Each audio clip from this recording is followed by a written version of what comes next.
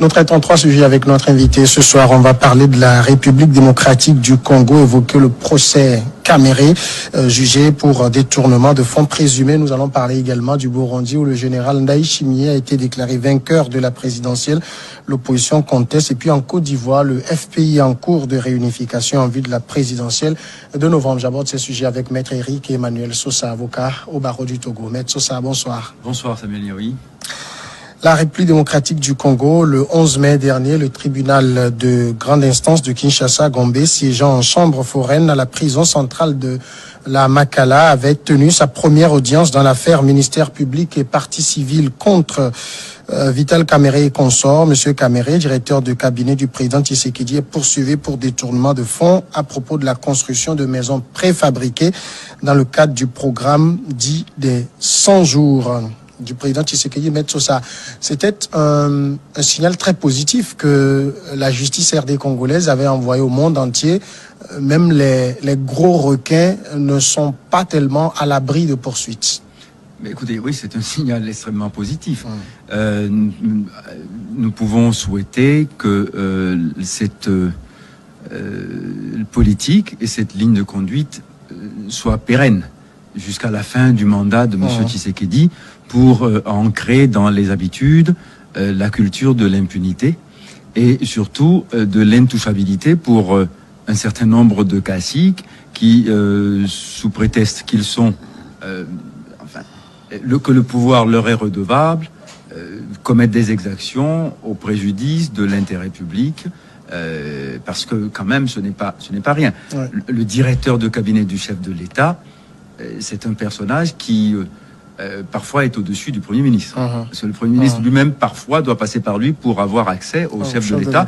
Et certains dossiers lui sont soumis préalablement avant que le chef de l'État ne les connaisse. Ouais. Donc, oui, on est là au cœur du pouvoir. Et je n'imagine pas une seule seconde. C'est-à-dire que, bon, si tu veux, la défense de Monsieur Monsieur Kamerhe mélange un peu les genres. On laisse supposer que ce serait une chasse aux sorcières anticipée parce que on a signé des accords au terme desquels en 2023 c'est à lui que reviendrait le tour de se présenter. Alors donc il s'agit de le neutraliser. Non, je crois que cette défense-là, elle est totalement inopérante et elle n'est pas acceptable. Pourquoi ? Je ne connais aucun juge dans aucun pays d'Afrique et notamment en RDC qui s'aviserait d'aller chercher le directeur de cabinet s'il n'a pas un dossier solide, relativement ficelé, relativement bien ficelé. Aucun ne le ferait. Et pour faire cela, il est obligatoire que le chef de l'État soit informé, il est obligatoire qu'il donne son assentiment, parce que sinon, alors c'est lui qui empêche la justice de fonctionner. Il est temps que la justice s'affranchisse de la tutelle de l'exécutif systématiquement, comme ça se voit. Mais bon, quand je vous dis cela, vous savez, aux États-Unis, nous avons un exemple éclatant d'empiètement permanent de l'exécutif dans le judiciaire.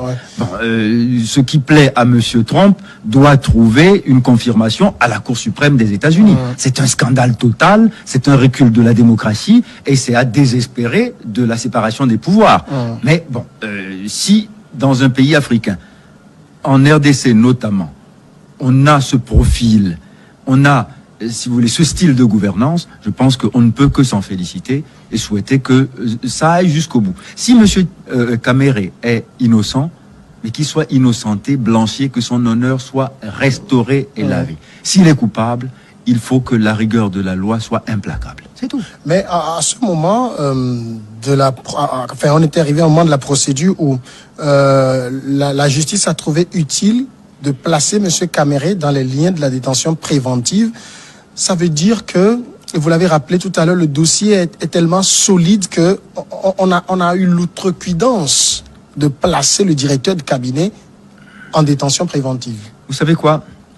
Très souvent, ici à Lomé, on arrête des gens et on les place en détention préventive pour une question de faux documents dans une transaction quelconque, d'achat de voiture ou d'enlèvement d'un véhicule ou de marchandises au port. Ce sont des gens qui par ailleurs, ont des garanties de représentation. Oui. Ils n'iront faire pression sur personne, mais on les place quand même en détention préventive. Voyez? Alors, quand à ce niveau de puissance, vous avez quelqu'un qui est suspect d'avoir commis des actes qui, s'ils sont avérés, sont considérables en termes de responsabilité pénale. Vous le laisserez dehors, il influencera tout le monde, il fera capoter toutes les enquêtes parce qu'il est super puissant. Alors quand ces avocats disent, si j'étais dans leur cas, je crois que par réflexe je le ferais aussi. La même chose, Mais là, ici, bon, je suis un citoyen africain lambda qui réfléchit sur la marche des choses, la bonne marche notamment. Eh bien, il est tout à fait sain que ce monsieur soit placé en détention provisoire, parce que si on le laisse en liberté, il peut créer toutes les collusions possibles pour complètement enfariner l'enquête. Oui. Donc c'est une mesure de sûreté qui paraissait indispensable vu le profil du personnage et vu la gravité des faits. Donc là, pour le coup, la détention provisoire se justifie. Mais attendez quand même, un directeur de cabinet du chef de l'État, il est en détention en quartier VIP, hein. C'est pas à la soupe commune du détenu lambda à la Makala. Non. Donc quand même, n'exagérons rien. En même temps, l'affaire Caméré, même si elle est révélatrice de ce que le pouvoir judiciaire est suffisamment indépendant au niveau de la RDC, elle montre quand même que dans l'entourage du chef de l'État, on a l'impression qu'il y a eu un problème de casting. Non. Là, notamment, il n'y a pas eu de problème de casting. Parce que, si vous voulez, on avait dit ici, même, que l'élection ou le positionnement de Tshisekedi comme chef de l'État était une opération purement politicienne, et que le plus vraisemblable était que ce n'est pas lui qui a gagné les élections. Donc, à partir de ce moment-là, si vous voulez, quand on est dans cette position, étant un peu fantoche, on dépend de ceux qui vous ont fait roi. Et Caméré a beaucoup joué dans l'installation de Tshisekedi à la place où il est. Donc, quelque part, il ne pouvait pas, à cause justement des redevances qu'il a à verser au pouvoir sortant de Kabila, il ne pouvait pas se passer de certaines personnes, dont Vital Caméré. Donc c'était la moindre des choses qu'il l'eût nommé directeur de cabinet, comme il l'a été lui-même d'ailleurs pour le sortant, le même Caméré. Il y a aussi un ministre en fonction actuellement qui est également impliqué dans la même affaire, d'où la question du casting qui revient. Non, attendez, vous pouvez parfois...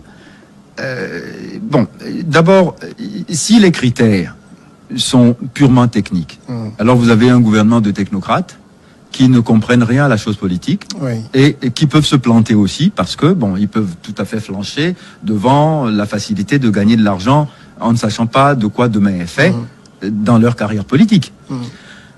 Ou alors, vous avez un gouvernement constitué ou un exécutif constitué de politocrates qui, eux, ne savent, sans faire que de la politique, vont absolument politiser tout ce que vous voulez faire. N'importe quelle décision doit être lue sous la grille du bénéfice politique. Et avec ces gens-là, à un moment donné, vous avez aussi ce genre de problème. Donc, non, c'est pas un mauvais casting en tant que tel. C'est la probité des gens quand ils sont aux affaires qui est toujours questionnée. Et vous prenez parfois les meilleurs, les honnêtes, les plus probants, et quand ils sont aux affaires, la main dans le cambouis, il arrive que les doigts glissent. C'est humain, ça. Donc je n'irai pas dire que le casting était mauvais. Non. Est-ce que vous arrivez à comprendre quand même la ligne de défense de Caméré qui, quand on le suit très bien, je vais essayer de lire une partie de ses propos, on me reproche des détournements de deniers publics. Je voudrais que le procureur puisse démontrer comment j'ai détourné l'argent payé à monsieur Djamal. C'est-à-dire pour lui, il n'a à aucun moment détourné de l'argent, alors qu'on sait qu'il était le directeur de cabinet du président et en charge du programme d'essence et l'argent a disparu. Principal. Alors, quand on est ordonnateur, ça veut dire qu'on surveille le flux des dépenses qui doivent être effectuées. Donc, dire qu'il n'en sait rien et que tout ça lui a échappé, ou alors il est un très mauvais cadre d'État, ou alors il est un très mauvais menteur. Mais dans les deux cas, c'est incroyable, invraisemblable que quelqu'un à ce niveau de responsabilité dise « Moi, je ne sais pas. Il y a eu de l'argent qui a été payé, mais je ne sais même pas qui l'a reçu ni combien. Mais alors pourquoi il est ordonnateur? Pourquoi il est directeur de cabinet? Pourquoi il est en charge de gérer le dossier des 100 jours? Pourquoi? Donc, il n'est au courant de rien de ce qui se passe en mal, il est au courant de tout ce qui s'est fait en bien. Et d'ailleurs, c'est à lui qu'on le doit. Ça, c'est pas possible. C'est absolument... Comment ça se fait qu'il choisit cette ligne de défense? Écoutez, je ne sais pas, je ne connais pas le dossier, je ne sais pas les éléments qui sont dedans, et je ne suis pas à la place de ces avocats. Mais bon, peut-être que c'est évident pour monsieur tout le monde que tenir de tels propos, ça relève de, je sais pas moi... de l'amateurisme, oui, de l'amateurisme. Non, mais alors que c'est un crack. Là, vous voyez, on a quand même le grand caïd politique qui est en train de se déliter devant tout le monde en faisant des petits mensonges comme l'enfant qu'on attrape avec des bonbons dans la main et qui dit qu'il n'a pas mis la main dans le pot. Mais ça va pas. Ça va.